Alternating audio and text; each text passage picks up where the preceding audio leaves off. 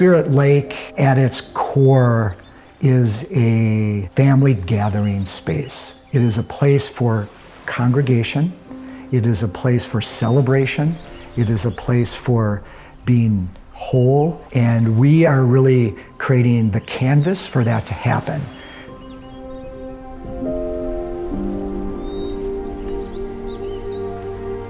We went to Vetter with our story of our family and how we live. The collective clan is about 13 people, and it was just part of the family plan to come up here and gather around.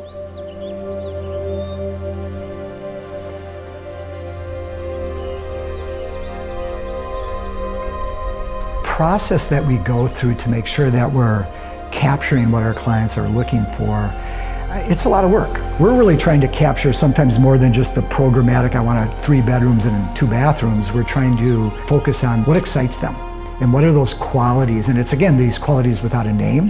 They're not so easy to describe, but they're sometimes talked about more in how they feel. And so it's trying to incorporate that and instill those feelings into the architecture.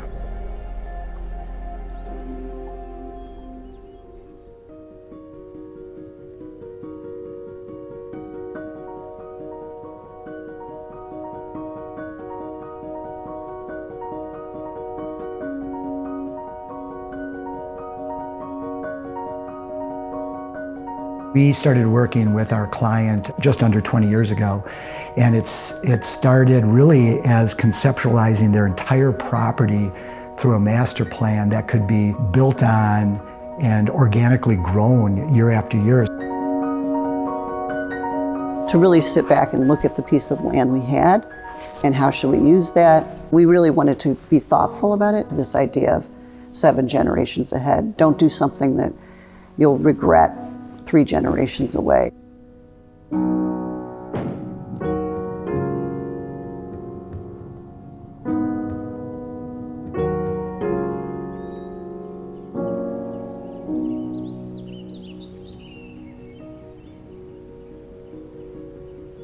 This is where everyone would congregate. Every family member around a big fireplace and hearth, and it was the central point or hub.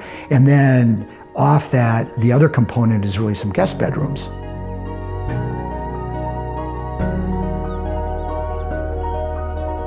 And this was all joined, again, by a very long sightline. And a sightline is kind of an unencumbered gallery or hallway space.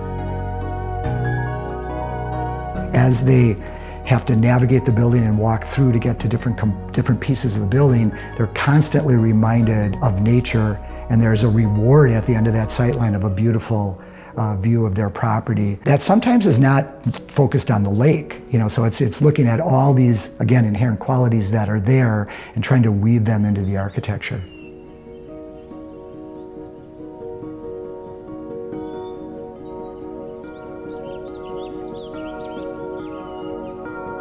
I grew up in Asia, I grew up in Amsterdam, I grew up all over the world as a seeker and as an observer, collecting artifacts.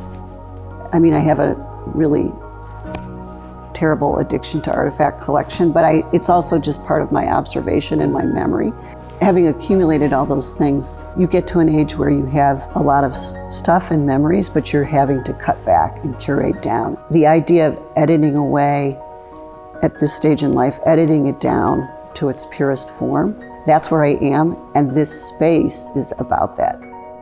Modern architecture gets a bad name because it sometimes is ill-formed, or it's cold, or it's stark, and so we're here to really show that, clean, essential contemporary architecture can actually be warm, it can be cozy, and I think that happens through material usage. And we're trying to weave together a beautiful but simple palette that is as authentic as possible, and what that means to us is real timeless materials. Materials also that have the ability to patina or age, and they actually look better as they're used, and they look better as time goes on. Back to this idea of 7 generations ahead. I may not see that, but my grandchildren or my nieces and nephews would.